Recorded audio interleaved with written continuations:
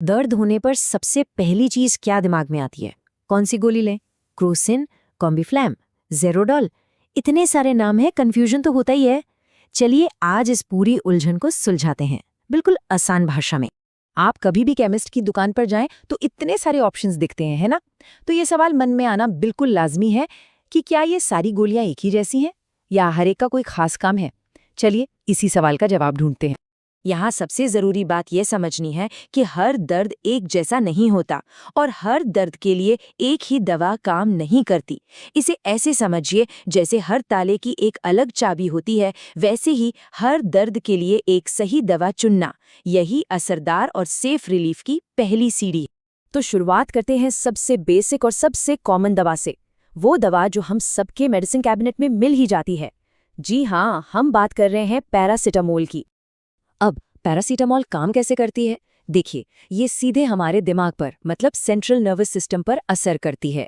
ये दर्द के सिग्नल्स को दिमाग तक पहुंचने से रोकती है और बुखार कम करती है। लेकिन यहाँ एक बहुत ज़रूरी बात है, ये चोट वाली जगह पर जो सूजन होती है ना, उस पर इसका असर लगभग ना के बराबर होता है। अच्छा, अब आप सोच रहे होंगे कि क्रोसिन, डोलो 650, कैलपोल, ये सब क्या हैं? तो देखिए, ये सब अलग अलग ब्रांड नेम्स हैं। इनके अंदर की जो असली दवा है, जो एक्टिव इंग्रेडिएंट है, वो एक ही है, पैरासिटामोल। ये बस अलग अलग कंपनियां हैं जो इसे बनाती हैं। जैसे क्रोसिन को जीएसके बनाती है। तो नाम कोई भी हो, काम एक ही है।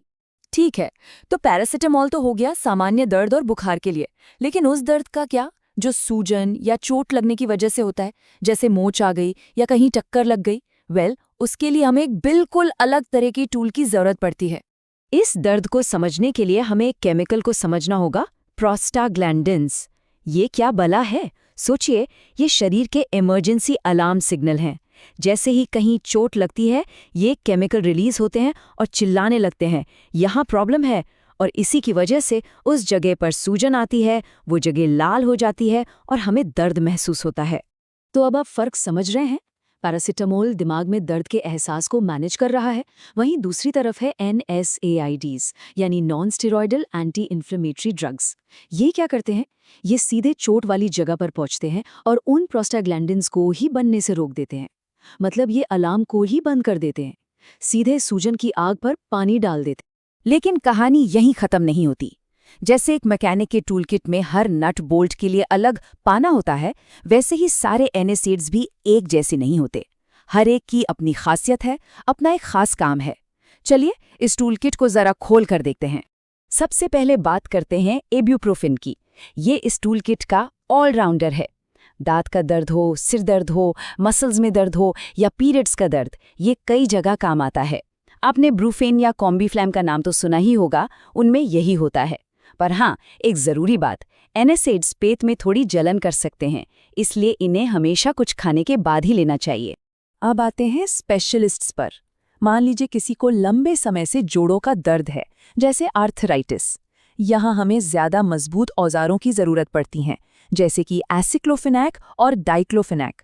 ज़ीरोडॉल और वोवेरॉन जैसे ब्रांड्स में ये मिलते हैं। और हाँ, इन दोनों में भी लॉन्ग टर्म यूज़ के लिए एसिक्लोफेनैक को अक्सर बेहतर माना जाता है, क्योंकि ये पेट पर थोड़ा कम भारी पड़ता है। चलिए अब टूलकिट में और गहराई में उतरते हैं और कुछ सुपर स्पेशलिस्ट से मिलते हैं। ये वो दवाएं हैं जो बहुत ही खास तरह के दर्द के लिए बनी हैं, जहां हमारे ऑलराउंडर शायद उतने कारगर ना हों। जैसे कि मेफेनामिक एसिड, मेफ्टाल जैसी दवाओं में ये होता है। ये पीरियड्स के दर्द यानी मेंस्ट्रुअल क्रैम्प्स के लिए एक एक्सपर्ट है। क्यों? क्योंकि इसका एक्शन ड्यूअल है। ये ना सिर्फ नए प्रोस्टाग्लैंडिन्स को बनने से रोकता है, बल्कि जो पहले से बन चुके हैं उन्हें भी अपना काम करने से ब्लॉक कर देता है। मतलब डबल अटैक। इसीलिए ये इतना इफेक्टिव है। फिर आता है केटोरोलैक।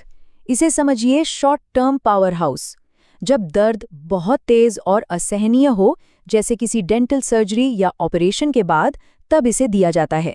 लेकिन एक चेतावनी, ये बहुत ही शक्तिशाली एनएसएडी है।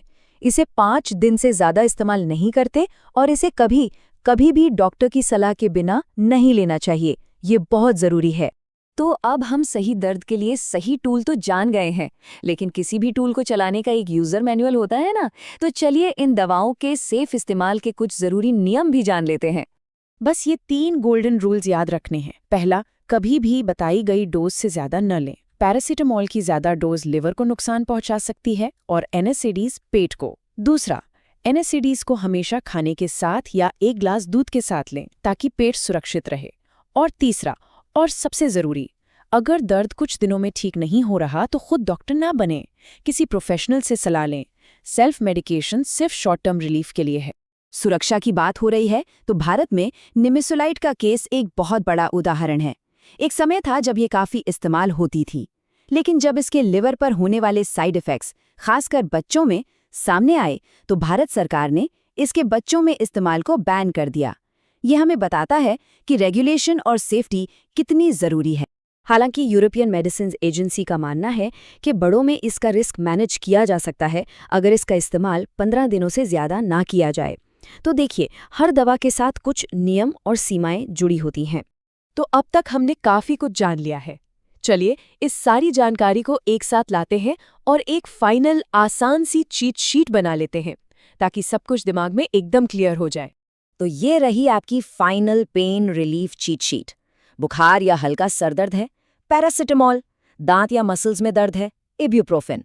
जोड़ों का पुराना दर्द है, एसिक्लोफेनेक। पीरियड्स के दर्द के लिए मेफेनेमिक एसिड। और बहुत तेज शॉर्ट टर्म दर्द के लिए केटोरोलैक, वो भी डॉक्टर की सलाह पर। तो अगली बार जब केमिस्ट के पास जाएं तो सिर्फ ब्रांड नेम नहीं बल्कि दर्द का कारण और सही दवा सोचकर फैसला लें। तो देखा आपने, सही जानकारी होना ही असली ताकत है।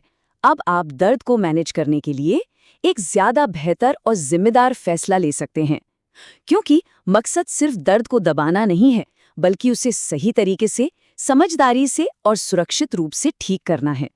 इस जानकारी को समझने के लिए अपना समय देने का बहुत बहुत शुक्रिया।